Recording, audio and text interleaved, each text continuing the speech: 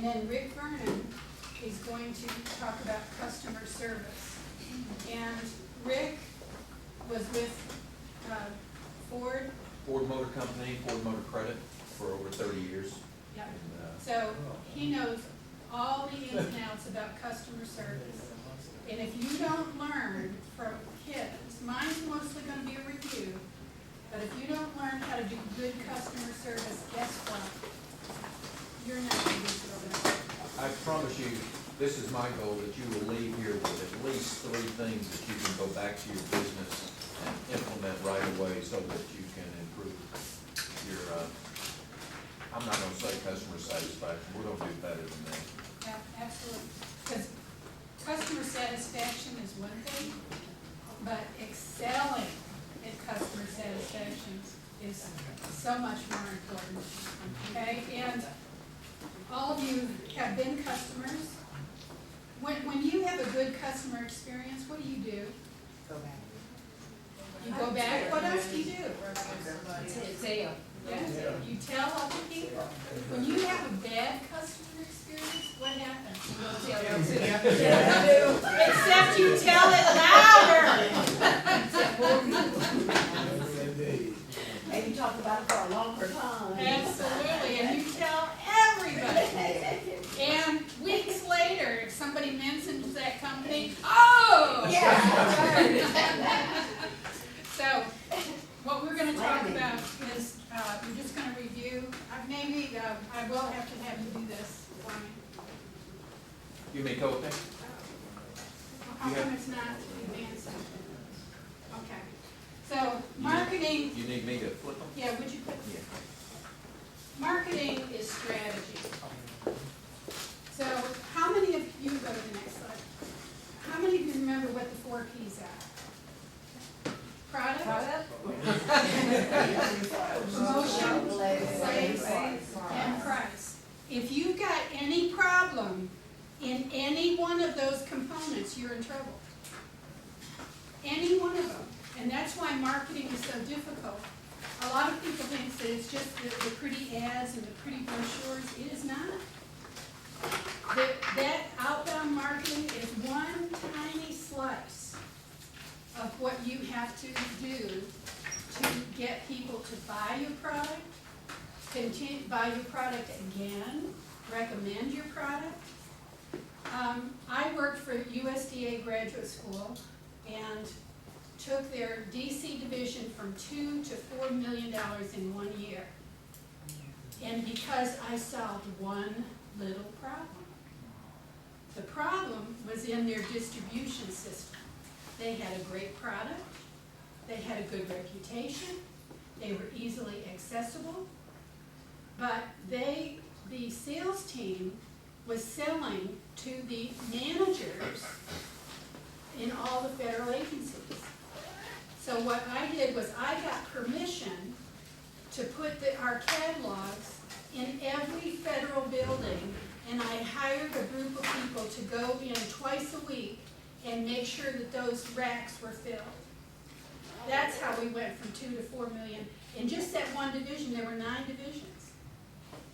Because it was a distribution problem, we put the buying decision at the level of the actual consumer. Because the manager doesn't have time. If you've got 30 people working for you, do you really think, as busy as you are, that you can figure out what each of those people needs to learn? But they know what they need to learn. So what we did was we changed the distribution system and it exploded. And so that's what you have to do in your business. You have to fully analyze every piece of this. If there's something wrong with your product, you can tell them. Recalls, disastrous. So look at what Toyota and the airbags, they were exploding and injuring people, or the Ford with the key problem, where you instead of the single key, you've got 20 pounds of keys on your key ring, and it was destroying the. Yep.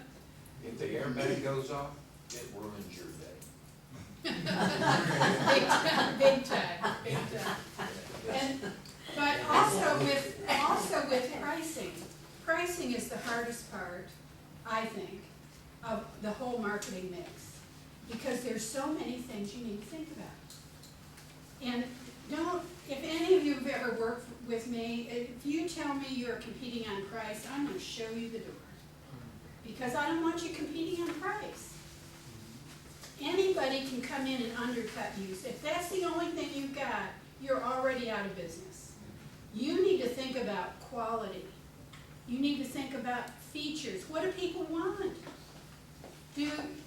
Are you selling in a red world when everybody's asking for purple?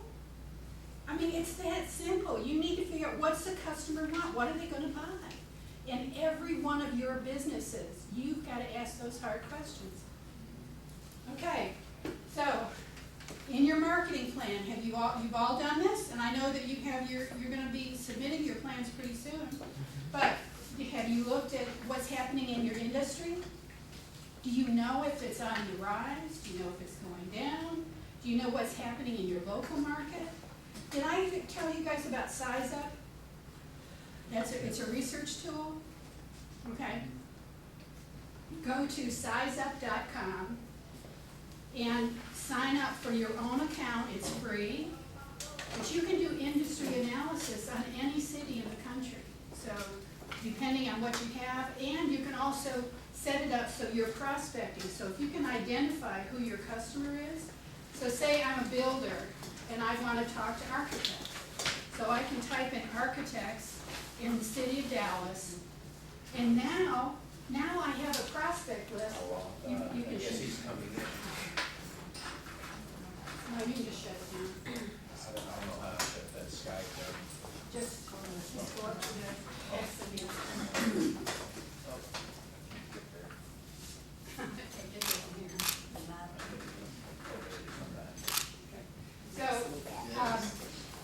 So use it for a prospecting tool, and you can type in any city. So Shreveport, I'm sure that covers there too.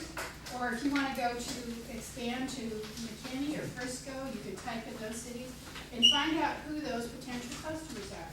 But really fully analyze your 4 Ps. Where are you in the product life cycle? How many competitors do you have? In your product and service, do you understand the difference between a feature and a benefit? What's a feature? Come on. Something the product does? Is that right? No, a feature is like, let me see your phone. Okay. No. Okay. What's the feature of this phone? It has a Silver? flash. The rounded edge. That's a feature. Small. What's a benefit? Small. It communicates me with people. Yep, that's part of it. But the other part of the benefit of it, It's small. it's mobile and it's easy to use. So those are benefits. What does it do for me? That I could probably get the same thing in other products, but what does this have that's different? And that's what, when you work with me from a marketing standpoint, I want to know what your competitive advantage is. What do you do better than everybody else? Who's your target customer? Do you really understand who they are? Who's your target customer? I have two. One is restaurants, and the other are the consumers that purchase from restaurants. Any type of restaurant? Not necessarily, so I guess you mean like me even narrow it down. Yeah. Because, you know how you eat an elephant? One bite at a time. And that's what business is about. You've got to tackle it one piece at a time. Because if you try and work up here, there are too many things that you have to do. You've got to narrow it down and really get to the point of what you can do that's going to really impact your business. Competitive advantage. What is your competitive advantage? What do you do better than anybody else? What's your value proposition? Do you all know what your value proposition is? I know we talked about it before when I talked to you, but your value proposition, think of it this way. I'm the customer. What's in it for me? because I don't care anything about you. I'm the customer, I'm buying. And you can talk at me all day long, whatever you say, as long as it doesn't impact what I want, it's meaningless to me. So you've got to sit on the other side of the table and be your customer. And ask those hard questions. And don't kid yourself. You know what the problems in your business are. Be honest with yourself, because as soon as you have that honesty, then you begin solving the problem, and then you can begin to be successful. Because now, the customer is not, there's not a barrier there. Where if I just work harder, or if I just, all the excuses you come up with, until you solve the problem, nothing changes. So solve the problem, like I did at USDA graduate school, and business will take off. Have you anticipated your sales? How many of you have done sales projections? Yeah, I know you have. Yes, yeah. You have to do sales projections, and guess what? It's just a flat-out guess. Because the reason that you do it, because you're making some assumptions. So you assume, you start a business, how many customers do you think you can bring through the door? You make an estimate, and then you put it on a calendar, or you put it in your projections. And what happens in 3 months? You look at that number and you go, oh my God, I sold 3 times what I thought I would sell. Or, oh my God, in 3 months I haven't sold a thing. Now you've got to make some adjustments. But if you just keep going along and you don't write those things down, you don't take corrective action. And that is vital for you to be successful, to take corrective action. Okay, so answer the questions with your business. Who's your customer? How many? And how are the customers currently being served? Now, we've already talked a little bit about that. So identify exactly who that customer is. How many are there? And this also depends on what, I have another slide that is probably the next one, but are you in B2B business, business to business? Are you in B2C, which is business to consumer? Or are you on B2G, which is business to government? Each one of those has an extremely different way of marketing. So if you're going to market to a business, remember you're still marketing to people. But you're trying to pick up a business account, you're not trying to sell them a single widget, which is psychologically, it's a different sale. If I have the greatest product in the world and I have one customer, am I in business? Shaky business, right? Shaky. So you need to have, and I once had somebody challenge me and say, but if the government's my customer, then that doesn't hold true. But do you know how many divisions that there are, the buying divisions there are in the government? There's not one. There's probably 100,000. So if you're B2G, it's 100,000 potential customers, not one. Okay, so we can go on. Okay, so after your research, decide how to actually reach your customers.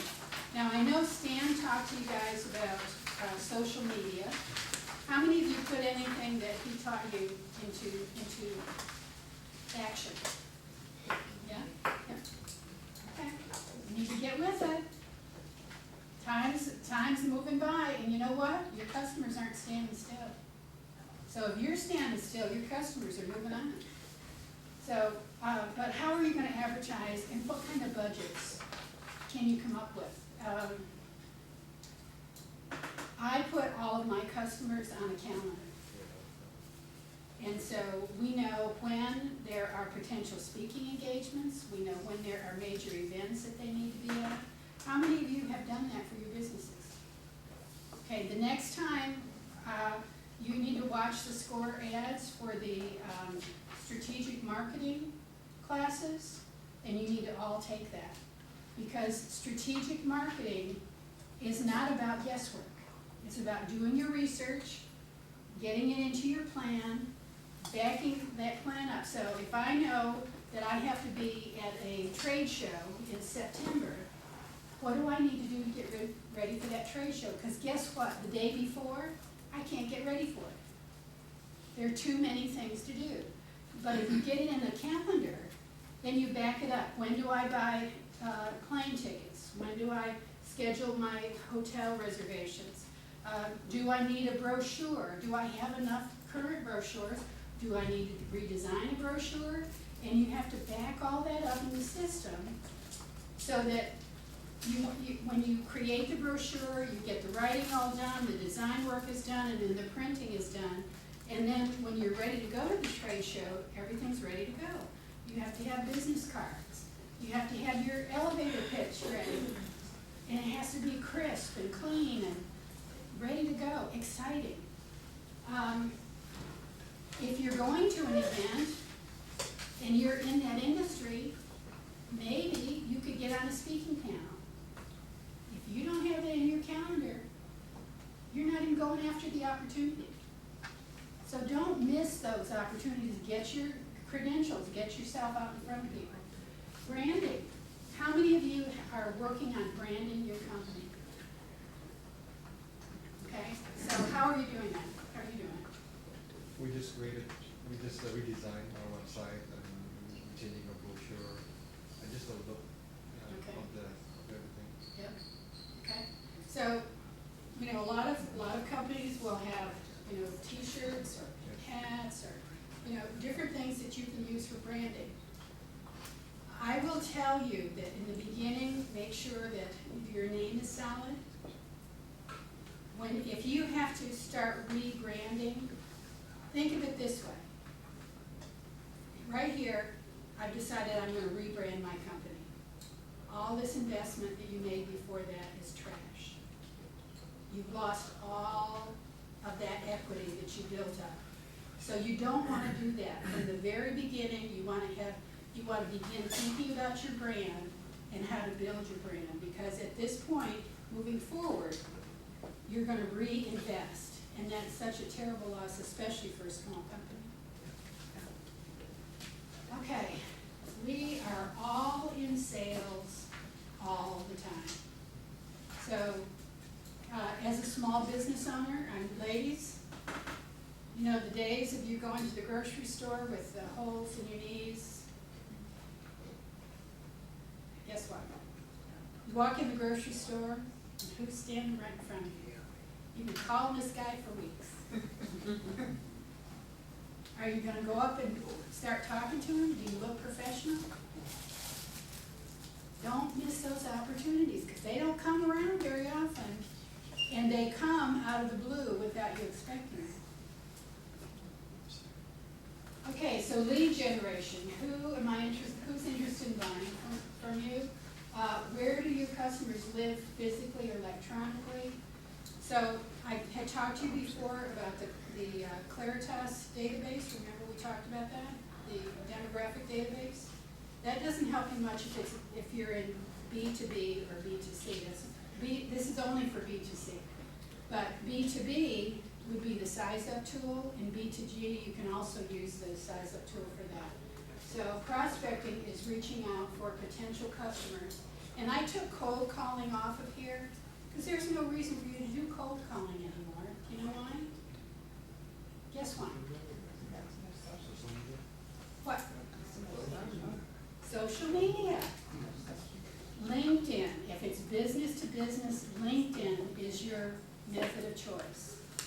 Yes?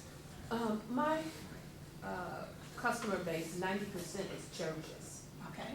And so I'm finding cold calling is probably essential. But do you consider that B2B, Yes. churches? Yep. It is B2B, but you still don't have to do cold calling.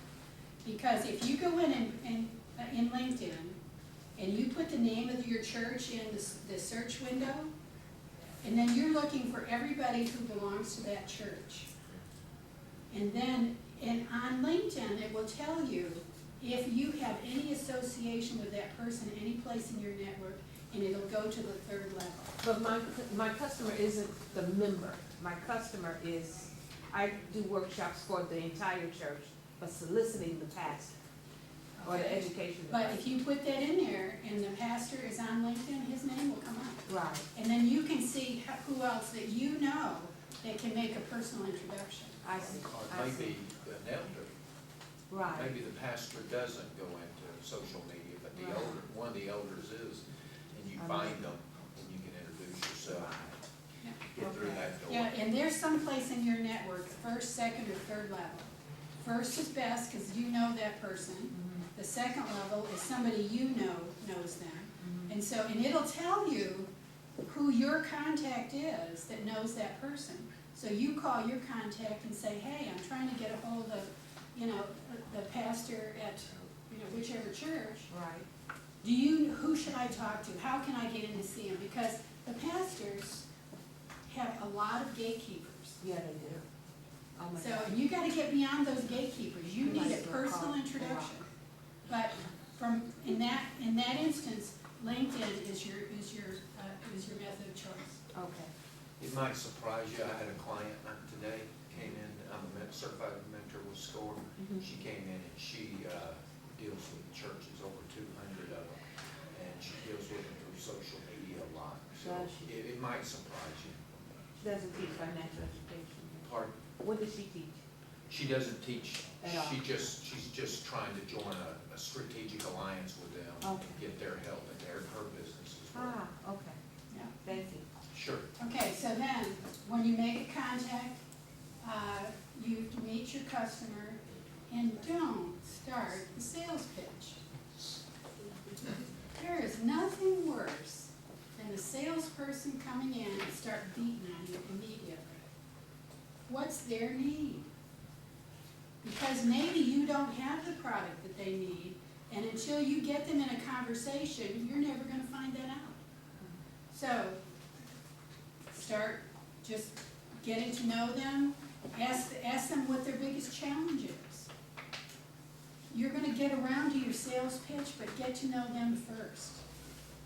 Because you know what will happen is the pastor will say, I give you 5 minutes. Right, And you let him start talking about his problem, and 45 minutes later, you're still talking to him. right, You go in and you start selling him right from the gate, you're out in 5 minutes. so true. Okay, so if they don't need your product, find out how you can help them solve their problem. Because you know what? If you help him solve his problem, he might not need you today, but he's gonna always remember that. Mhm, mhm. How many of you are coming to our networking event on the, was it 23rd of March? It's contracts, contacts, and cash networking. We're gonna be setting up tables so you can, if you wanna display, you can set up, and I signed all of you up in our database, so you should be getting the emails. But come and network with other small businesses, because you guys can work amongst yourselves and refer businesses, and we're also gonna have somebody there from SBA talking about certifications. So there's gonna be a lot of information, and it's free. So, but what I was starting to get at was in networking, I'm an excellent networker. And you know what my method is? I look around the room and I find people who are standing on the fringes. And I go take them by the hand and I start introducing them around. That person will never forget you. Be kind. In negotiating preparation, so, know your goals. When you go in to close a sale, what are the ABCs of sales? Always be closing. And it's called trial closing. So, do you have enough information? And then let them respond.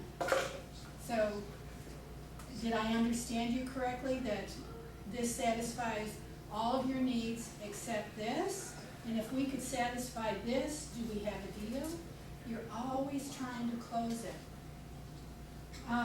But you need to know your goals. What are you going in there trying to negotiate? Always care about your customers' needs. Know the deal breakers and walk away when it's not a good deal anymore. I don't care how big the contract is, because you can't make it up if it's a losing sale. So if every widget you sell, you're losing 2 cents, you can't make that up in volume. You're just Despite gonna what they lose. say. You're just gonna drive yourself out of business, and you're gonna drive yourself crazy. So, and you've gotta find the win-win. You have to win, the customer has to win. And if you have a customer who is completely unreasonable, trust me, you don't want them. You do not want them, because if they're a headache to begin with, they're a headache the whole time you're associated with them. And then closing the deal. As soon as he says yes, stop talking. Get your paperwork out, get it signed, and get out of there. Because you know what small businesses do? And I know I've told you this before. You talk too much. You're so enamored with your product, you just keep on talking and you talk yourself out of the sale. Well, the next iteration is going to have blah, blah, blah. Oh, and then the customer says, well, okay, I'm going to wait for the next one. No, you can only sell what you have today. Ready? Yeah. You need to train your salespeople. What, if you set a sales goal for your salesperson, and the minimum your salesperson needs to generate is 300% of whatever you're paying them. So if you're paying them $25,000, they need to at least bring in $75,000 worth of business. If they're not doing that, they're not even covering what it's costing you to get them out meeting clients. So they've got to help cover your overhead. They've got to generate enough money that maybe you can get paid. Know your target customer. What are the buzzwords? What kinds of things are, keep current on the trends. What's happening in your product? Measure your product versus goal. If you don't have a business plan, you don't have a goal. How do you know you're being successful? Oh, I sold 10 units. Okay, over how many months? Oh, did you expect that you would sell that many, or did you expect that you would sell 20 units? But if you don't have it written down, and you don't periodically go back and look at that plan and evaluate, what am I doing right? What am I not doing right? Make changes to your sales pitch or your value proposition based on your customer's feedback. Your customer's going to tell you what they want. You need to be listening. If you're not listening, you're missing the boat. Because they may be, I can tell you, I've owned my own business 3 separate times, and the business that I ended up with didn't look like anything like what I thought I was going to have from the beginning. Nothing. So you've got to be able to move with what your customers are asking for and what they're willing to pay for.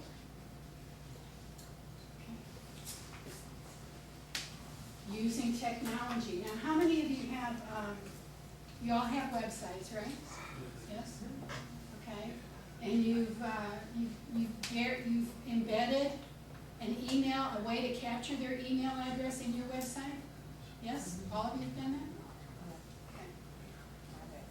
And then SEO, search engine optimization, have you all at least looked into that and looked at Google Analytics?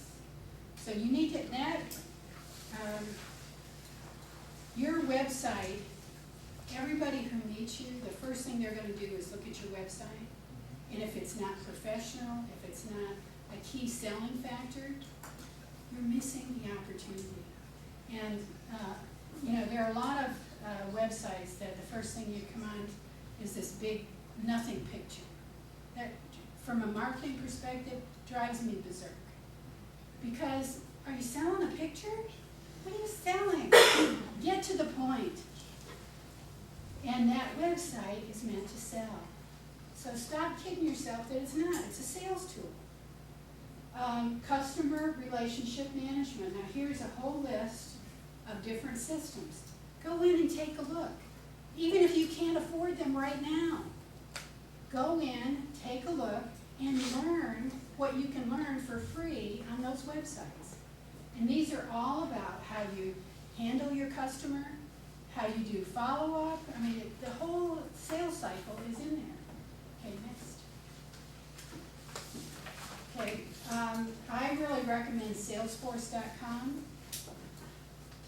If you go into Salesforce.com, you can get a free 30-day trial. Even if you never buy it, it's okay. Because what it does is it puts you through the paces of everything that you need to know about the sales cycle. And here's what it's all about. Prospecting. So what do you're gonna use Size Up for prospecting for if you're B2B or B2G. You're gonna use some kind of social media, because the idea is you touch as many people as you can out here, and then you begin narrowing that funnel to get to actually qualified people who are willing to buy your product. And so if you're at a trade show, I always had a formula when I took a sales team to a trade show, and they had to generate per hour the number of sales leads. If they weren't generating that number that we needed, then maybe it's the wrong show. Maybe I have the wrong sales team. But I have to evaluate all of that. If we're not getting the number of leads per hour that we projected, and it averages out over the day, so busy times you might get 10 times what you thought, and slow times you might get a third. Then, once you qualify them, they're A, B, and C. A is they're qualified, they're ready to buy. B is they're qualified, they're not ready to buy. And C are tire kickers. When you get back, the tire kickers, you just send them whatever you're gonna send them as follow-up, but you don't really spend any time on them. The A ones, you want your salespeople immediately call, make an appointment, get a meeting. The B, you're gonna call, find out when they're gonna be ready to sell, to buy. And then, so maybe you're gonna make an appointment. Is it okay if I call you back in 2 months? And in 2 months, you better call them back.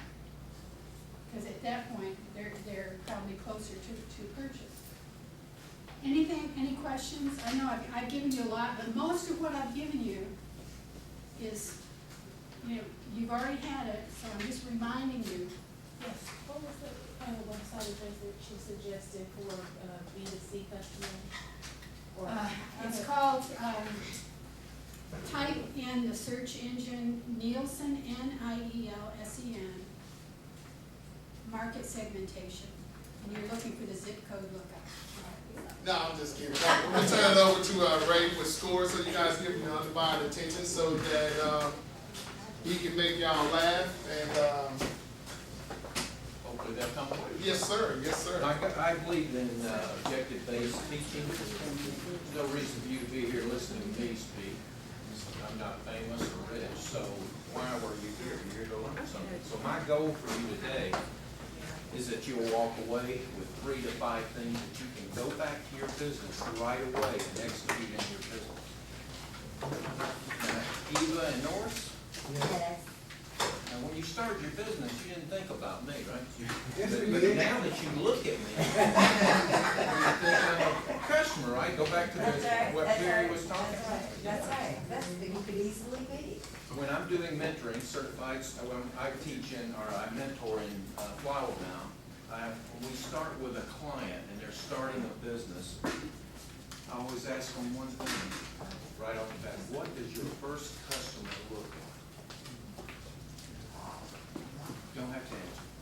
Next few questions are: how much money do you want to make the first year, year 3, year 5? Okay?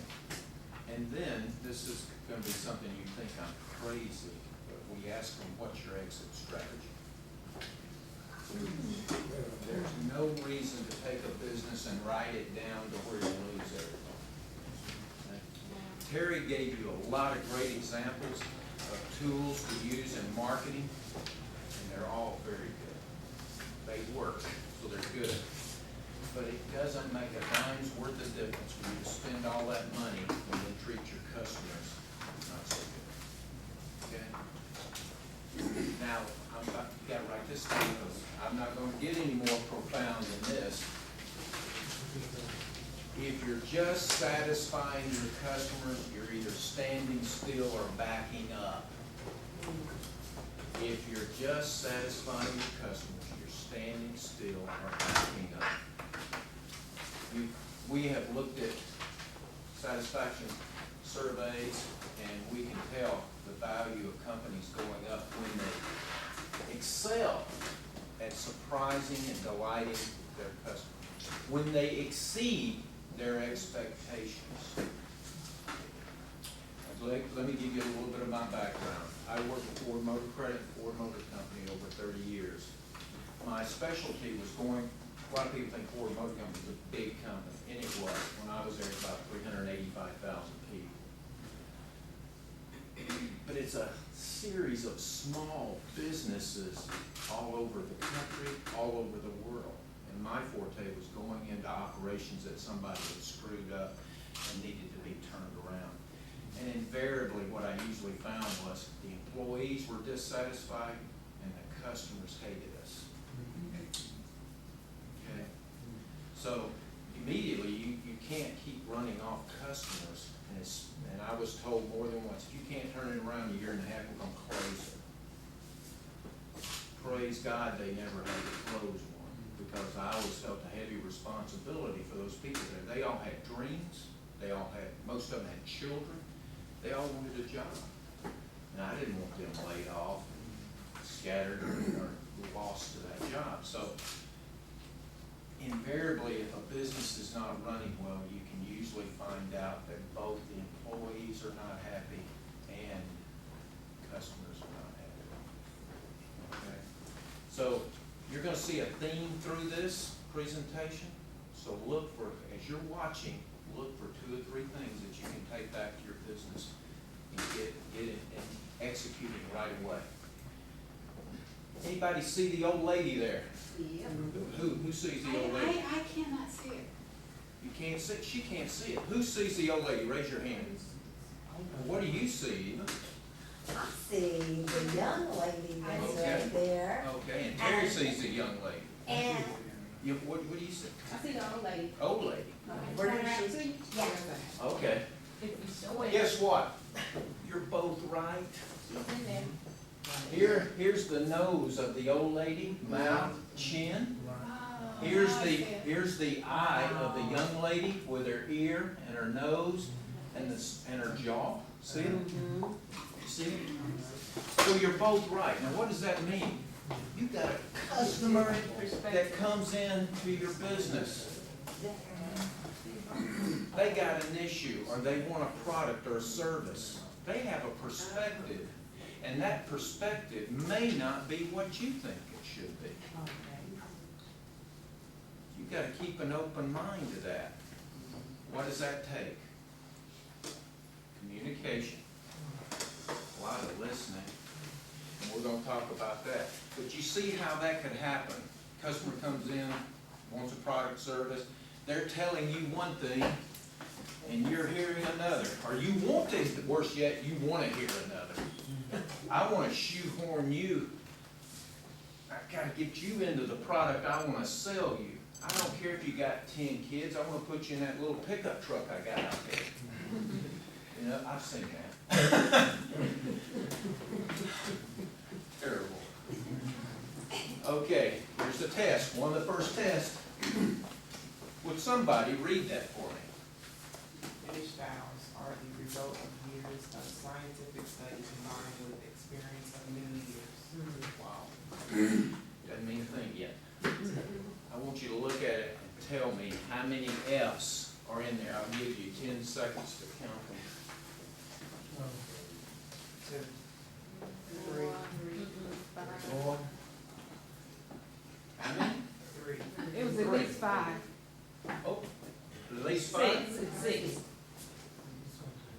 5? 6. Who's got 6? Who said 3? 3. You said 3. How many F's are in 6. 6. 6. Well, let's count them. there? You're missing the other. F, 1, 2, Oh, right. F, F, F, three. F, F.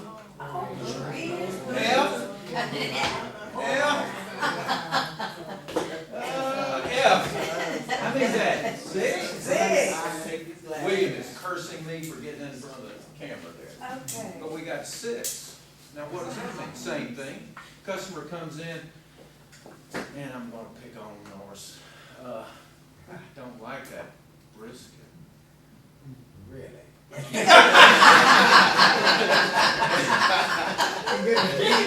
Yours is like, what kind of fool just walked in? But I've had, believe it or not, I was in southern Illinois, that was part of my territory, my last location before. And oh, do you? Oh, really? You know where Cairo, Illinois is? Yes, very small town next to. Looks like a neutron bomb went off there. Nobody, this is a town of 4 or 5 story buildings. You go downtown, there's nobody there. Nobody. I mean, it's scary. There's a prison there. Oh, is it? Should be. But that used to be where the mobsters like Capone and those guys used to come down from Chicago to vacation in the summer. Really, it's at the mouth of the Mississippi, or it's where the Ohio intersects with the Mississippi. Really a nice place. Well, I had a Ford dealer there. I had to visit, so I go there and visit, and he tells me, you're from the South. I got the best barbecue in the world. Norris, it was the worst barbecue in the world. If you've ever had a vinegar-based barbecue sauce, let me tell you this, barbecue sauce was yellow. Stop it in your mouth. Oh, You know, they got white, they got all kinds of colors. I'll go put that in Denver's. So it's awful. So, Yeah. but you can see how if somebody lived there and they had that type of eating habits, I call them, and then they come to eat yours, then they go, ooh. Yeah. So you've got to look at it from that perspective.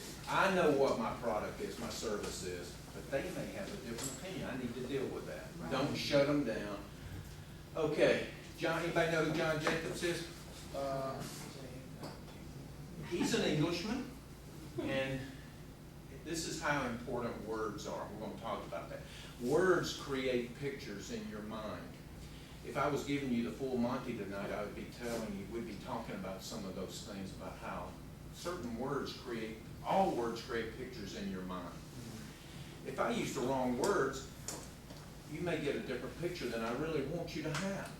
So John Jacobs is an Englishman, one of the premier golf coaches ever. He taught or had a big impact on Hank Haney, who is a local guy here in Dallas. Remember, Hank Haney was Tiger Woods' coach. This is what Hank Haney says about John Jacobs. John is the most important teacher in golf history, the man whose ideas and system of diagnosis, demonstration, correction have influenced more teachers than anyone else. John Jacobs was not a good player. He really wasn't. He'll admit that. But he's good, better than I am. But he's not great by any means. Probably not even good. But he's a great teacher because he knows how to look at what someone's doing and then put it in the right words. If that doesn't work, he changes the words. This is what he says. We don't all react to words in the same way. And differences in our imaginations. Put it one way, and maybe 40 and 100 will get it. Put it another way, and another 20 will get it, and so on and so on. Like when I said your brisket's not good, you said, really? You're confident in your product, but now you got to get the right words to convince me that I know what I'm talking about, or you know what you're talking about, right? Yeah. So we got to use the right words when we're talking to people. Chain of command, you've got to get this in. Customer is the boss. Then there's employees, and then there's shareholders.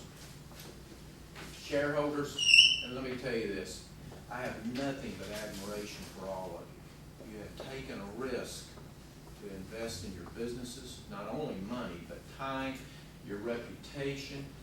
You sacrifice time away from your families. You're away from your families tonight. I have nothing but admiration for you. Given that, you're the shareholder, you're the owner, but even with that, you gotta put your customers first and then your employees. The elements of a customer-friendly service, you need to think about within your vision statement. I assume that you have business plans, you're working with SCORE Mentor. There should be something in there about your values of your customers and how important they are. There should be some value statements about your employees if you have employees, okay? There needs to be market research and you gotta analyze. Terry's giving you some great tools on that. At Ford, we had money, but just sometimes we blew money. I don't know if any of you've ever seen these things, but we would do focus groups. God, it's torture. For me, I would sit in a room with a one-way window. They couldn't see me, but I could see them be 10 to 12 people, and they would talk about our products and services. And we'd run another group in, and we'd run another group in. Well, you find out some really neat stuff, but there are not better, but there's some good ways to find that out. That can even fail you. A few years ago, we were trying to do some research on a Lincoln Continental. We want to know what people wanted in a Lincoln. We listened to these people and they told us they wanted this, seat warmers, they wanted the seat to move, leather, that I don't know if they said Cordoba leather, but anyway, we gave them everything. But it failed. That car failed because we never asked it. If you ask the wrong question, here it goes back to the words. If you ask the wrong question, you're going to get the wrong answer. You know what? We're wrong. We didn't ask the question. Will you pay for it? If we'd have put that price tag up there with all these things they wanted, they went, oh no, wait a minute, let's start taking stuff out of that car. Makes sense, right? Remember the value proposition Terry talked about? God, great. Oh, that Lincoln Continental was a great product. They let it, when nothing would sell, they gave them the needed ride. So I always knew what wasn't selling, you know. So remember the value proposition. Great product, great company, gonna get great service. Price was too high.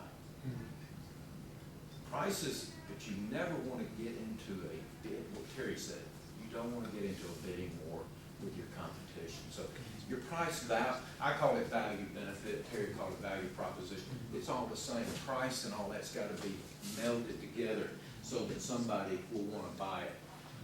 Communication of employee expectations. Your employees have to know what you expect in dealing with customers. Now, trained employees, one of the best ways you can find out how your employees are treating your customer is to listen to the way they talk to each other. If you and I are always sniping at each other, cutting each other down, phone, I say something that really irritates you, phone rings, how are you going to answer that phone? Oh, hey, yeah, it's a great day here. No, you're going to be a little bit down. Yeah. You're not going to have, you know, worse yet, the customer walks in. You're going to be in trouble. In that trained employee, we got to talk about body language. We're going to talk a little bit more about that, but how do your employees stand? How do they sit? Okay? I know you think I'm crazy, but hang with me. This vision statement should clearly explain the ideal, that's a key word, remember words, ideal for your company and your values. One I think about is Apple. Apple is not always at the ideal. They're up, they hit it, they bounce back down. Remember a few years ago they rolled out a product that it was easy for these guys to hack into and get your passwords on it. People weren't happy about that. They were not at the ideal at that point. But they're back and then they're down. Same with you're going to have I know Norris would never say this, you never cooked a bad rib, right? Why would you tell? But maybe I didn't do that product very well, you know? But we gotta realize that. Remember the logistics Terry was talking about? She fixed one little problem. How, what, 200% increase? How big an increase was that? 2 to 100? 4, yeah, 2 to 4 million, 200%. Yeah, just a little problem. Now, think about it the other way. I like words. That little problem was keeping me way over here.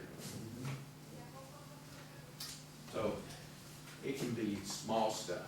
Market research, I talked about to focus groups. We did that before. I'm not suggesting you do that.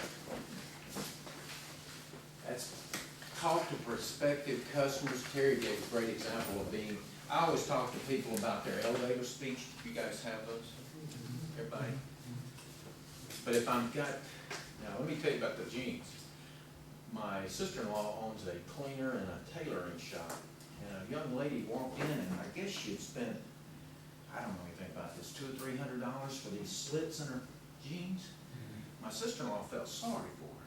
So she sewed up all those slits. She said, there's no charge. And the girl goes, what'd you do to my jeans?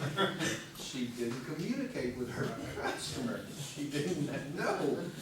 She had to buy her a new set of jeans. But I'm not gonna tell you what she did to me, but I had a little slit on one of my suit pants. I said, can you sew that up for me? Sure. Got my pants back. She sewed it up, looked really nice, but she also sewed up my pockets. I couldn't put anything in my pockets. So, being a non-paying customer, I was still going to complain. I said, you sewed up my pockets. I can't put anything in my pockets. She said, you don't need those. Now that's not the way you communicate with a customer. You don't need that. Now remember, I'm telling the customer what they don't need. We're in trouble, right? Okay. Strategies for training. Make a commitment. This is key word, superb. Raise your sights. We're not going to talk anymore about customer satisfaction, okay? That's not enough. It really isn't.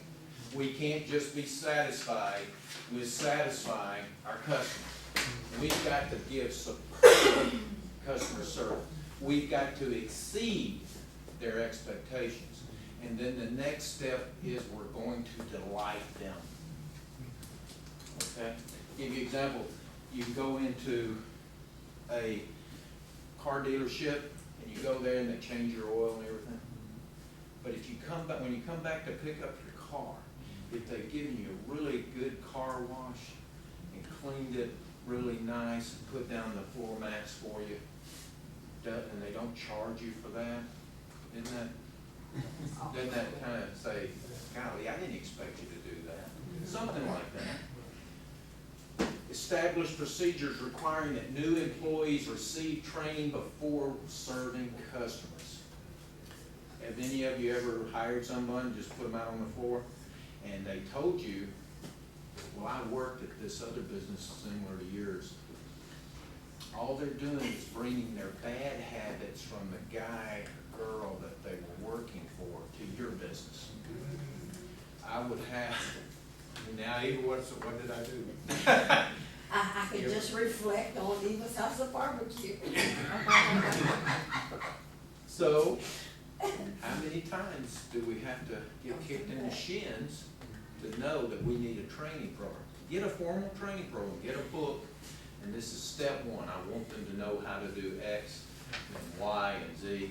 And then I sit down with them and talk about how I want them to speak to customers. And I want to talk to them about their body language and those type of things. For example,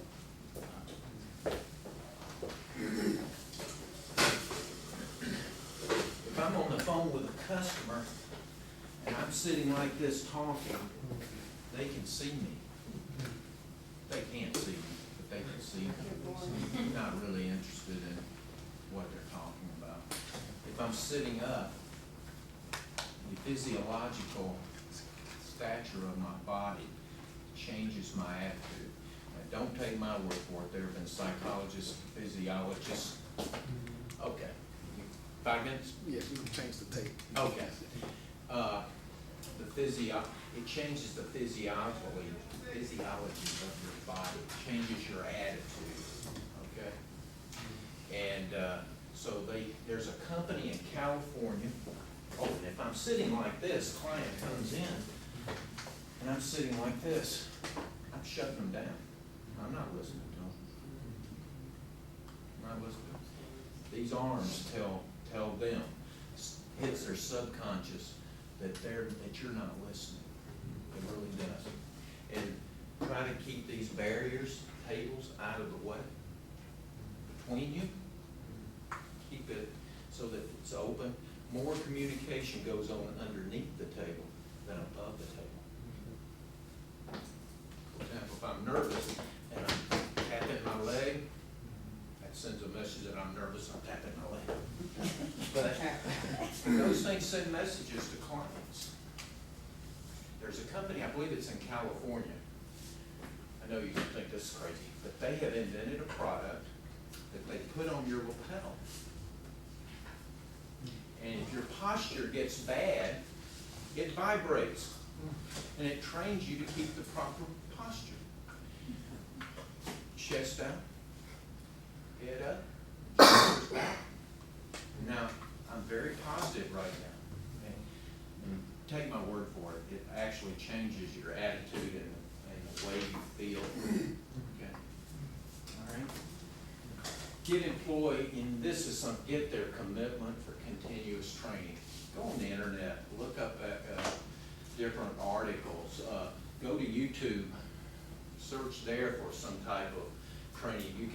That'd be a great training session. Find something for 15 minutes that some expert is talking about customer satisfaction. And just when you have an employee meeting, just set that up and all of you watch it. You watch it first, make sure they're doing the right thing. You screen that. Essential skills for great customer service. Building rapport. Terry said something. Don't just walk up and start selling. It's okay to engage in small talk. It's okay to find out something about your customer. Anybody ever heard of Swimming with the Sharks? Harvey McKay. He wrote the book, and he took over an envelope company.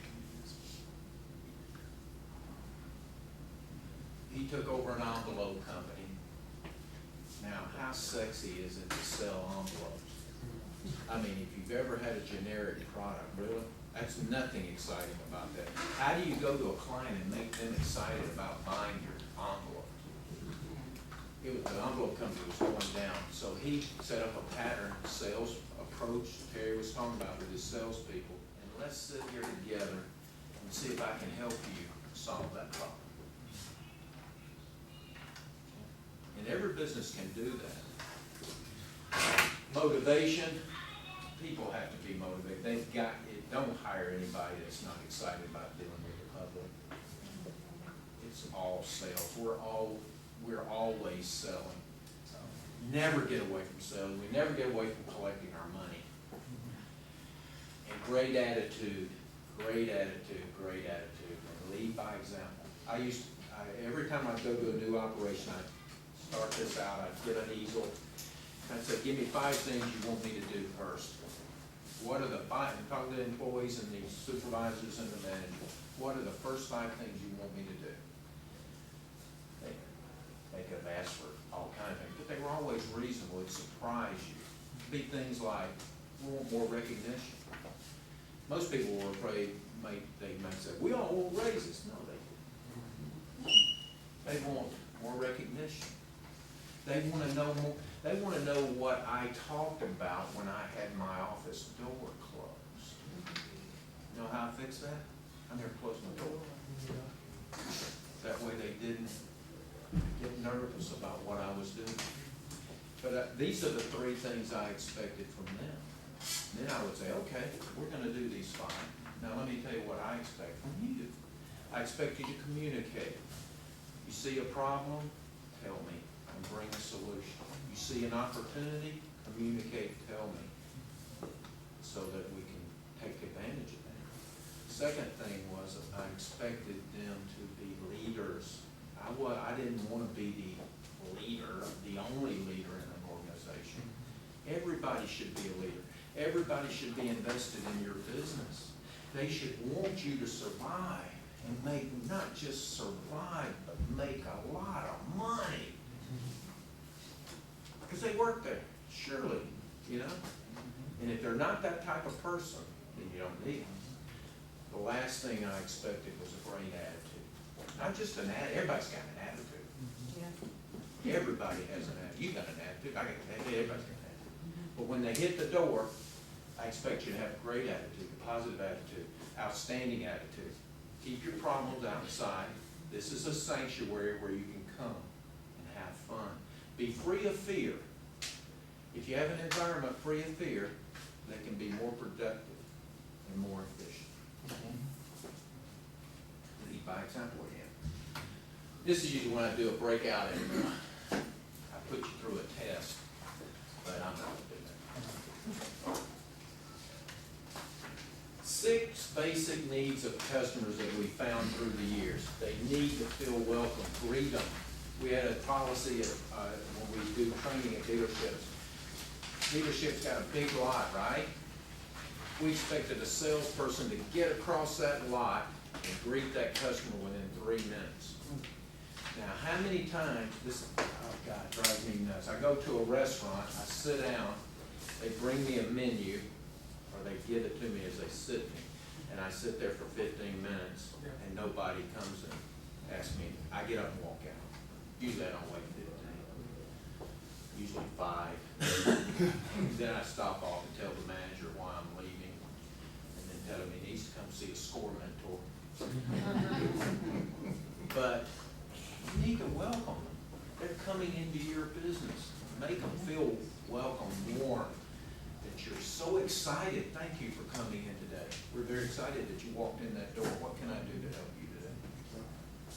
How do you answer the phone when you, are you welcoming when you answer the phone? That's what I had my people do. Hey, we're having a great day at Ford Motor Credit. How can I help? And then it got to be a game with the people, so they'd have a meeting on Monday morning and they'd change the word. It went from we're having a great day to a fantastic day to an, they just can't have coming up with all these superlatives. Now the downside to that was a lot of companies were calling in, because we did B2B, they wanted to hire my central answering point people away because they had been trained so well on how to answer the phone. That's the bad side, but that's a good problem to have. They need to feel comfortable, make them feel comfortable. They need to feel important. God, that's not hard, is it? Is that hard? They are the most important person in your business, right? Make them feel important. It doesn't hurt to stroke their ego a little bit after you found out something about them, you know.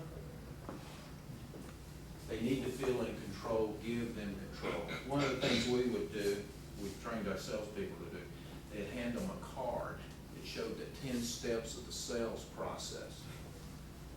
Here's what we're going to go through. I've greeted you already. I hope you're satisfied that I really want your business today. Second thing we're going to do is pick out a vehicle for you, and so on and so on. But at any point that you don't like the way I'm selling this car, you tell me and we'll start over. Now, what was that I just did? What was that? You had the lesson early. Now here's the test. What was that I just did? What? Put them in control. Yeah, but what happened when I said, at any point, if I'm not selling this car to you the way you want, let me know and I'll start over. What is that? It's a trial close. That's a trial close. At any point, if you don't like the way I'm selling this, I'm selling you today, you don't like, tell me. once they, oh, okay, yeah, I know I'm selling something today. Oh, and then I'll work my way down the 10 steps and I'll go, is everything going your way? I mean, is this the way you want me to sell this truck to you today? You're happy with the way we're going? You gotta, Yeah, but you see what he's doing? Did you see the subtle, yeah. the head shaking? If you get an agree, say, Well, I'm saying. And they're going. It's hard to say no when you're doing this, right?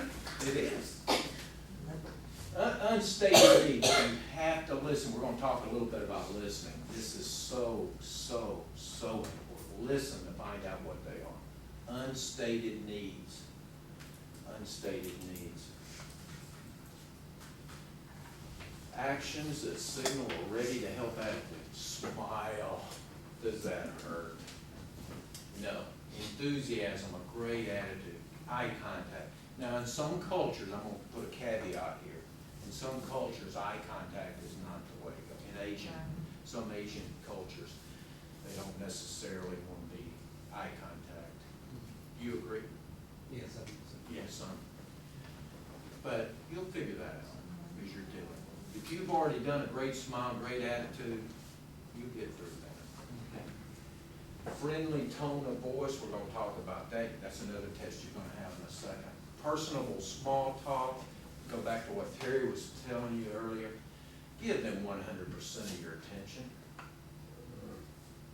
God, what? I just think of so many times I'm talking to someone about something and somebody will yell across the store at the person talking to me and they'll walk off and go do something. I go, I'm out of here. you start helping me, that also. Yeah, I've had that. They look at me and they go, God, he can't afford this thing, I'm on to something else. And that's happened. We've had salespeople do that at dealerships, believe me. West Texas, I had an assignment out there. This guy walks on the lot and he had old coveralls on and everything. Remember the 3-minute deal, get out there? Nobody went out there. The guy was a multimillionaire rancher. They didn't get to say. And the only thing that saved it was the dealer principal walked in and said, hey, what's Joe doing out there? Who's he talking to? He knew him. They said, well, he can't afford it. What do you? He went out there. The dealer went out there. And greet promptly. Ask questions. 6, now listen, I said listening's important. 6 types of listening. Ignoring, that's a way to listen. Ignoring. My children did it quite a bit. Pretending to listen, have you ever done that? I'm guilty of that. But I fight it like always. Selective listening. I heard what I wanted to hear, but that little bitty, I'm trying to get those unstated needs, and I heard an unstated need by the body language. He told me he wanted this product, but he kept standing next to this other product and holding it and looking at it. But I'm gonna force this other. No, look at the unstated, selective listening. Then there's attentive listening. I'm actually listening to you, listening to what you got to say. And then this is one that's the most important, active listening. What is active listening? Anybody got an idea? Responding. Yeah, very good, very good. How would, press you a little bit more, because I think I will. How would you respond? By, what is a technique you could do to respond? The automatic, yeah, okay. Okay, that's good, very good. Another one is to paraphrase them. Wonder? Yes. Paraphrase. Let me make sure I understand what you're saying. You said that you really wanted an automobile with leather seats. If I can get you that automobile, how important is that CD MP3 player? Okay, all right, good. And if I can get those for you today, Are we doing, or am I selling the car to you the way you want it sold? Yes. Okay. 2 trial closes right there. Do you agree? But paraphrase, and what happens when you're paraphrasing, it's not, you make it fun, it should be fun, but really what you're trying to do is make sure you understand without a doubt what they want, okay? And this is something that happens sometimes, is zoning. Zoning, I'm hearing you, but I'm thinking of what I'm gonna say to you when you finish moving your mouth. Ever- See you ever do that? All the time. No, it's like the kids who come up to talk to you, Mom, Mom, Mom. My children think I lied to them when I said my mother used to turn me down when I would ask for a dime. They asked for something, I said, you know what, my mother never would even give me a dime. They go, a dime? They don't understand. But I zone out on that, you know, I don't want to hear all that. It happens a lot in relationships as we become more and more familiar with each other. The danger is that as you become familiar with a very established client or customer, that you think you already know all their needs, both unstated and stated, that you'll zone them out. Don't do it. Kick that one out. Do not do that. But remember those. Can I say something? Yes, of I course. have, I'm in the loan credit. You're what? I'm in the loan credit. We're in loan credit. And what I do is when I meet a potential client, I listen. Yeah. I do a lot of listening. Yeah. You know, I listen to what they're not saying, Yeah. and then I'll respond. Yeah. And 95% of the time, I get covered Yeah. just by listening. You're listening. You said I listen to even what they're not saying. That's right. That's How are right. they not saying? How do you get that? Those are That's unstated the- needs. Yeah, that's what you call the selective listening. That's what Well, be careful with selective listening, because your biases will come into play, and you will move what you think is best Yeah. into their desires. Right. But I think what you're saying is that you're listening to both stated needs and unstated needs. Exactly. And then you confirm that. If I'm hearing you properly, you didn't exactly say this, but you would like a purple instead of a red. Now, that works sometimes. Henry Ford, when we first established the company back in 1903, Henry said you could get any Ford you wanted, any color you wanted, as long as it was black. True story. You can get any color you want as long as it's black. He was interested in putting out production. He could get away with it because we were one of the few car companies. People didn't have much of a choice. He changed his ways.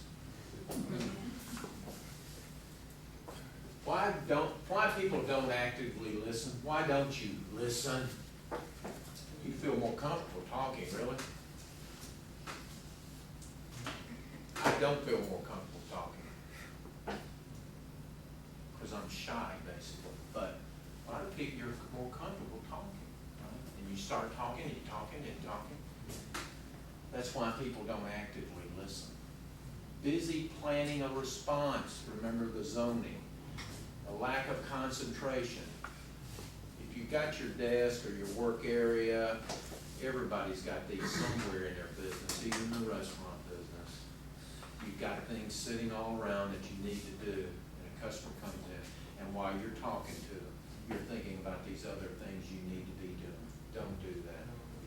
If it takes you taking everything up and putting it somewhere else so that you don't even look at it, I recommend that to managers when I'm teaching them.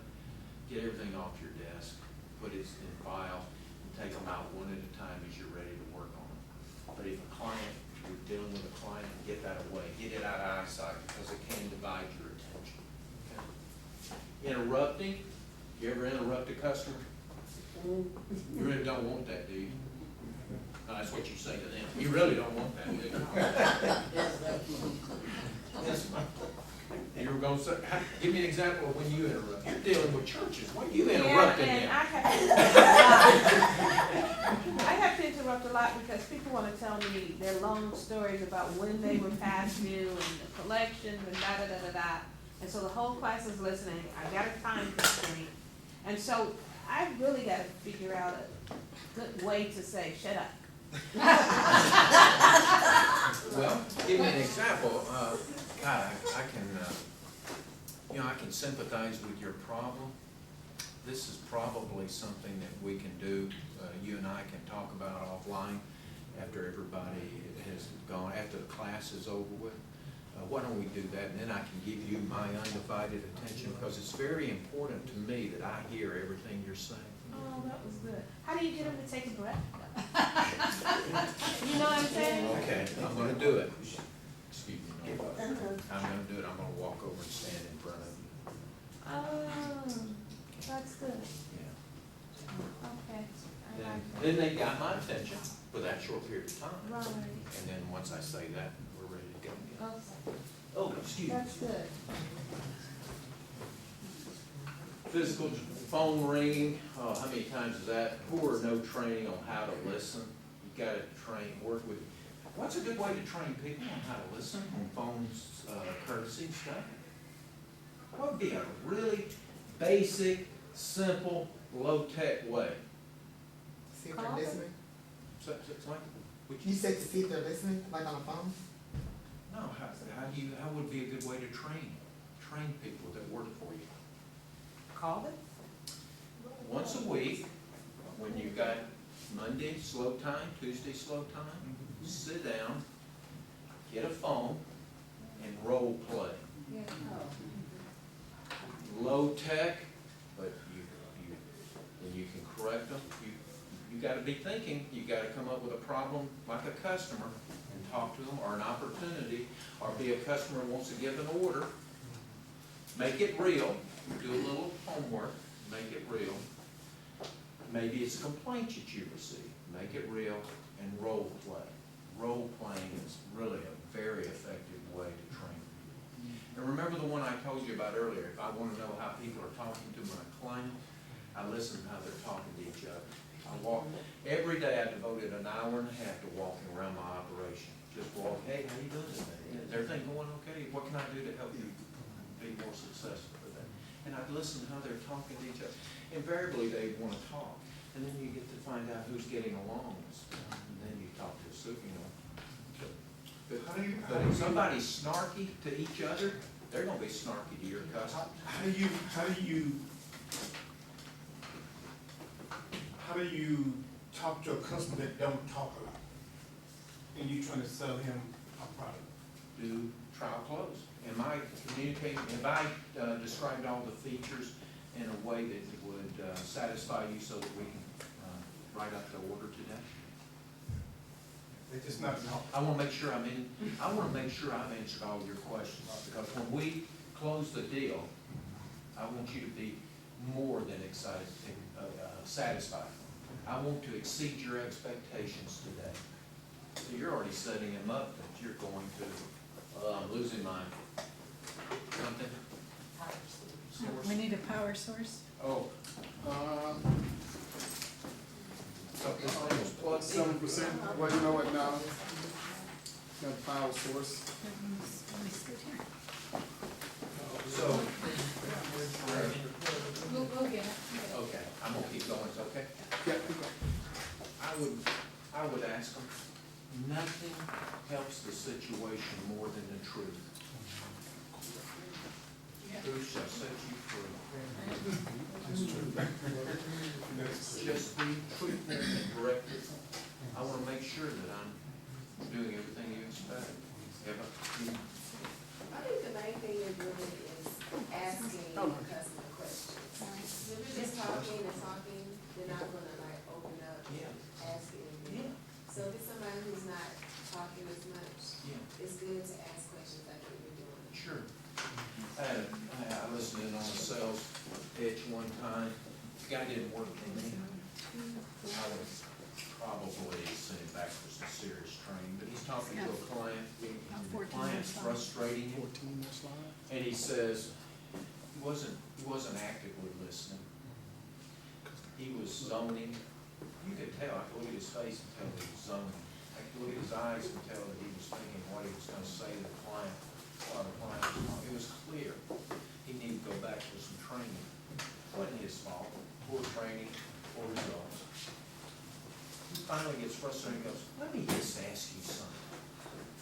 Is it that you don't understand or you just stupid? No, Yeah. Yeah. actually happened. Actually, in the dealership happened, we had to send him back. No, seriously, we had to get him off the floor. You can't have a guy calling a customer stupid.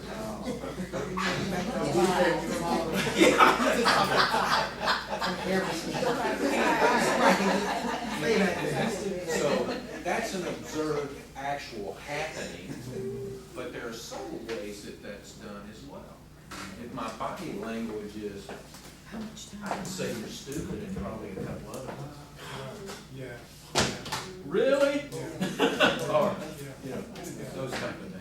So you gotta watch your body language. Oh, my goodness. Yeah, I just went to sleep. I can keep talking though. Oh, yeah, that's great. Now, next one, on your next slide, I don't know which number that is. Techniques for active listening, and this is very important. Paraphrasing, remember I talked about that?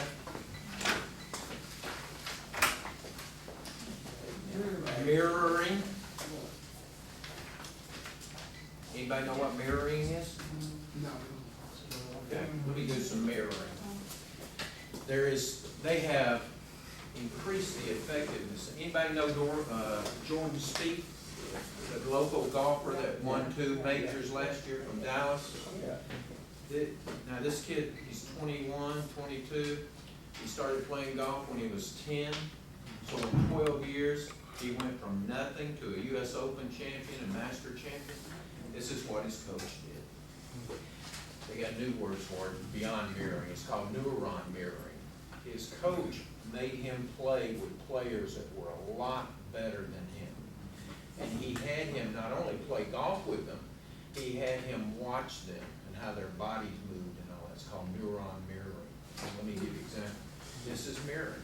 You're gonna come in, you wanna buy something. And I talk to you the way your body language is. I match your body language. I'm talking to you.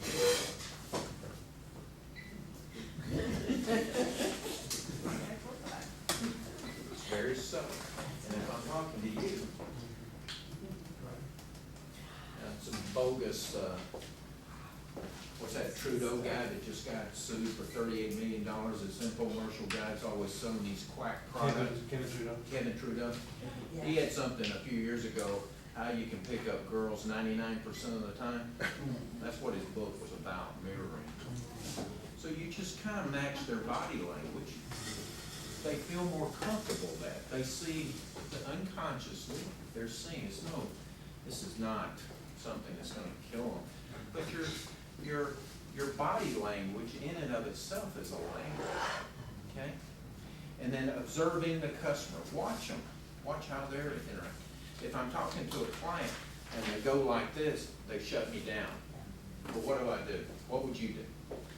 Anybody got any ideas? Customer just shut me down, got his arms crossed. Oh. Yeah,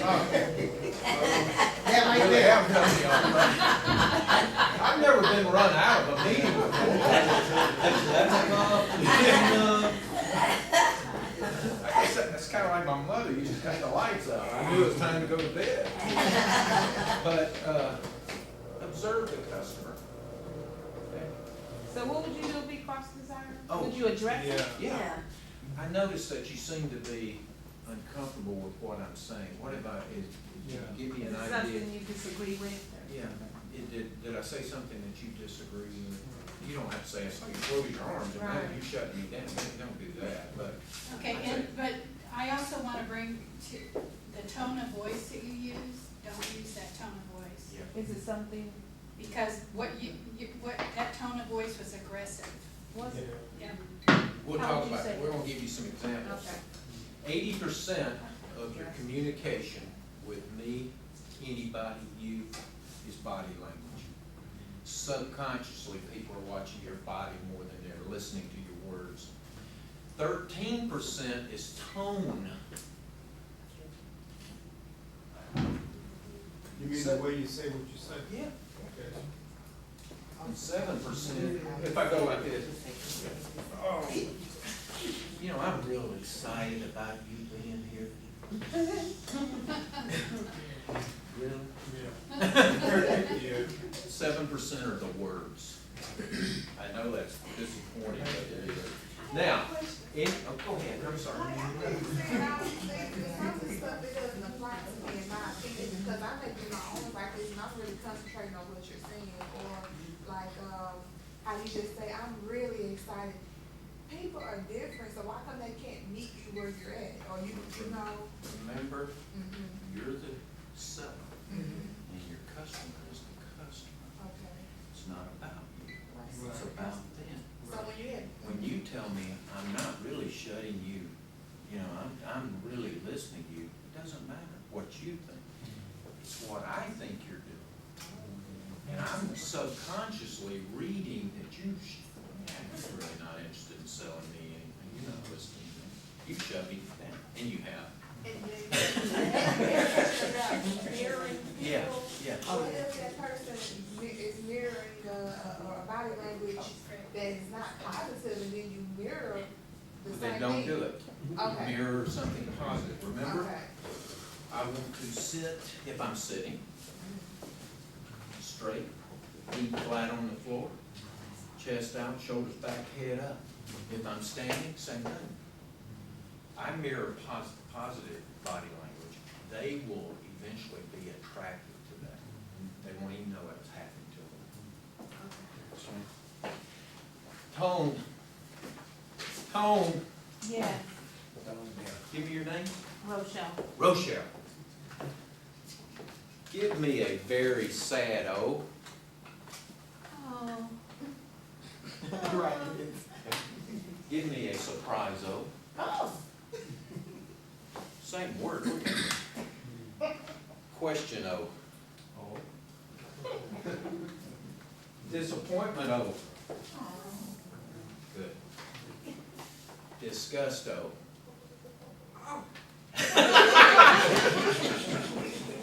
See, she didn't realize it. She put word, tone, and body, and she did the whole 9 yards. And she says she doesn't communicate. So, give me a delighted O. Oh. Yeah. You do. Give me a delighted O. Oh. Same. Yeah, do the same thing. Same word. Did you get the different meanings? Tone is very important. Very important. Difficult communication situations. Got a chatty customer. You mentioned a customer wouldn't talk. What do you got? One that just won't stop talking. Rochelle? Yes, Chatty sir. customer. Yes. Plus, and I'm aggressive, so it's kind of scary.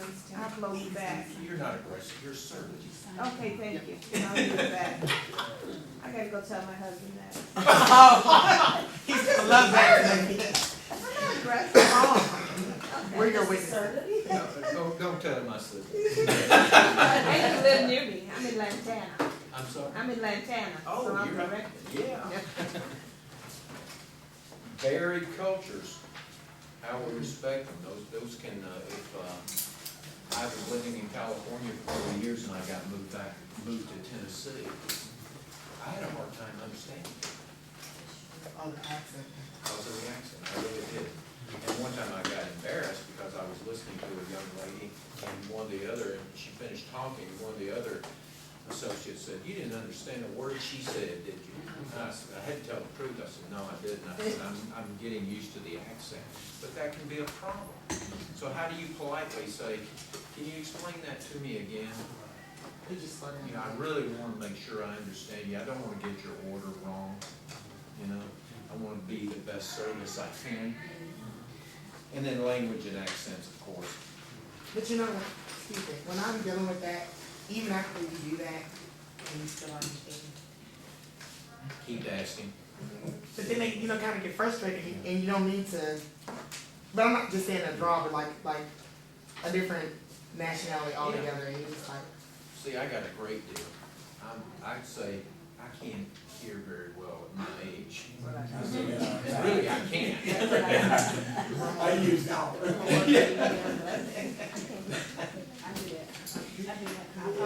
Yes, ma'am. How do you do it like customer service through text messages? Because now that's becoming very popular. And I get some clients that will text message me, and I hate replying really through text messages because I'm worried about tone. Yes, And people can misread the most simplest things. yes. That's exactly right. I have a problem with that as well. Because I'm not a professional novelist.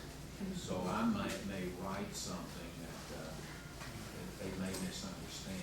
I would say there's something that's this critical. You're asking me to put you a price on an order and that type of thing. I would suggest we don't do it through text, because I want to make sure that I explain all the features and benefit of the product or whatever it may be. I would just suggest that, see what they say. Because that is difficult. That is really difficult. For some clients that I have that, especially the older clients that I've had for a long time, I've spoiled them with time, Sure. things like that. So I've had to kind of set up almost like an automated response when it comes to people texting me after a certain time frame, so that what they get is the same time, the same message every time. So they'll expect a call back from me, or, you know, they know that I've gotten Yeah. some kind of, they know I've gotten a text message. Yeah, you'd And say that makes it a lot easier. I would be careful about the automated, that they get the same thing. Mhm. If you're doing that, if you have time, I would send something that is more personal. Hey, I got your text message and I want to make sure that I talk to you. If I call you at 3 p.m., would that be a good time for you? Something like that. Especially if you built a great relationship with them. Phrases that can't go wrong, you guys know this stuff. How may I help you? Let me suggest, it's my pleasure. Where does that come from? It's my pleasure. A business uses that. Chick-fil-A. Did you say that? No, Oh. no, I'm great. It's, please, thank you, you're welcome. I'd be happy to, yes, yes, they love yes. What would make you happy?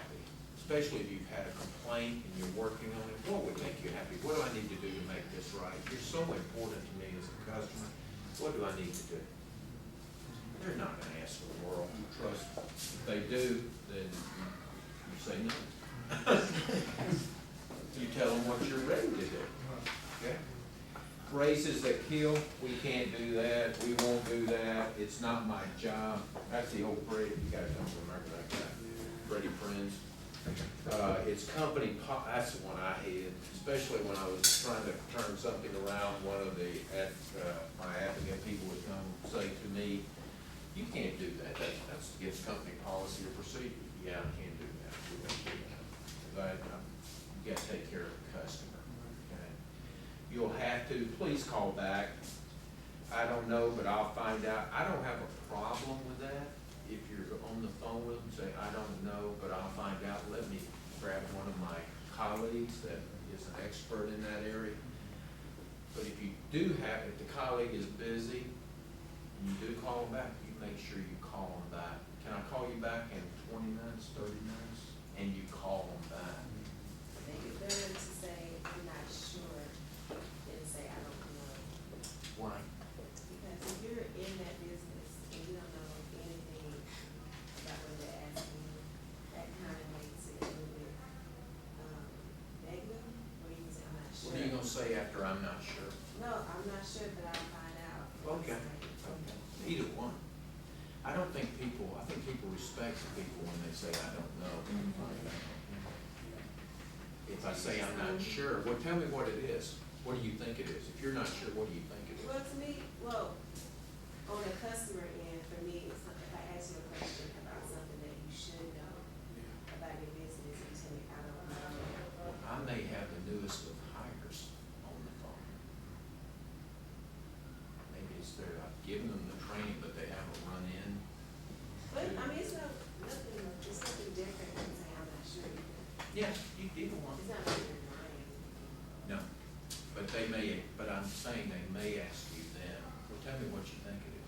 not sure, what do you think it is? Then you may be, you know, what's that old saying? Well, I don't You're wanna digging a tell hole, you what. stop digging. You just say, I don't wanna tell you wrong thing, and you get somebody else. Okay, well, you just said it in a different way, what you're comfortable with saying. Remember, reflect on what the customer understands here. It's not about us, it's about them. And if you search out 3 or 4 different ways to say it, that's fine too. Until you see what they respond, but you need to be watching them as well. Okay? And no, but, let me get this straight, you claim what? Don't do that. Let's see, I'm running quick. Reasons customers don't complain, and if you've got this problem, we got problems, they have low expectations of you. They lack the knowledge, they don't really know if you can fix something. You make it difficult for them to complain, and then they just don't have any confidence in your company. That means your brand and image is being tarnished, and you're being hurt. 5 reasons customers complain, these are all simple. Poor service, product, feel ignored, ego, they must be right. You ever had a customer that's just gotta be right? What do? Depending on if it's a big deal or not, they can be right. Absolutely. Customers always right. Yeah. I don't No. But it's okay to make them think that. Exactly, Yeah. but you need to make them think that. Yeah. No, I see your point. You just say things like, I see your point of view. I understand, I think I understand what you're saying. Then you break in and remember paraphrasing. Break in and paraphrase. And then when you're paraphrasing back to what they said and changing it up, their tone usually will calm down just a little bit. They won't be as aggressive. And they've been treated badly in the past and long waits on the phone or in person. But there are customers gonna walk in and they don't care what happens, whether you do anything to fix the problem, they just wanna make sure they're right. They wanna be able to say they're right. What must you do? This is a key phrase, one of those profound things I was talking about earlier. Listen to understand. That's active listening. Listen to understand. Your goal is to listen to understand. That means paraphrasing, asking questions. Like the young lady saying earlier, use different, if you don't get the feeling you got it, say it another way, okay? Don't argue, don't defend. Well, you know, this screwdriver that you bought, it's not my fault, I buy it from them, it's not my fault it broke. They don't care, that's your problem. You've got a vendor that's selling you bad screwdrivers, they don't care. What if they don't follow directions? Like you give them like home care directions, they don't follow. And then it causes, say, a rash or scarring or something to their face or their skin. So then, would I be sounding offensive or too defensive when I'm saying that you didn't follow the protocol? Does that make them totally feel uncomfortable? Ask them, how did you use the product? Right. Am I hearing you correctly? Right, You're I know selling we do them, that. you're selling them home care products. Yes, or providing a service, and sometimes people don't do what they're supposed to do at home. Yeah. I would say, let me make sure I understand how you use the product. Let them tell you, listen very carefully, and you ask questions. And then volunteer to show them how they should use the product. And have the instructions there. Let's make sure we do this right, because I don't want this rash on you again. You're too beautiful to have a rash. You know, so let's go over these instructions, something like that. Ask questions, clarify, ask if you can make what you can do to make the customer happy. You want to exceed their expectations. You want to delight them. Remember that. And then deliver what you promised. Don't, if I'm gonna call you at 3 o'clock, I'm calling you at 3 o'clock, even if I'm, they're loading me up in the ambulance. Give me that phone, I gotta call this person. Follow up. And how to have repeat customers build the relationships, remember the rapport. Don't try to sell them right off the bat, have a great attitude all the time, train your employees, hold your employees accountable. How many of you give performance reviews to your employees? I mean, who has employees? Do you give performance reviews? Think about it. I encourage you to think about that. You need to hold your, first off, it's not fair to them for them not to know what you expect from them. It's not fair to them that then you don't train them how to do that job. It's not fair to them. Now, this is gonna sound controversial. It's not fair to them that you don't hold them accountable. If you don't hold them accountable, they can't learn. And do it don't think of yourself as the boss or any of that, the owner. Think of yourself as a coach. Your job is to make them successful. Okay? And then, Bill, share your vision and values at all times. Now, I guess you guys got a test, huh? We did. Oh, you did? Yeah. Oh, my God. This is. Yes, we do have a test. Thank you. Thank you. Real privilege for me to be here tonight. I wish all of you nothing but the most success in the world. Stay close to your SCORE mentors, Yes. okay? Stay close. Thank you, guys.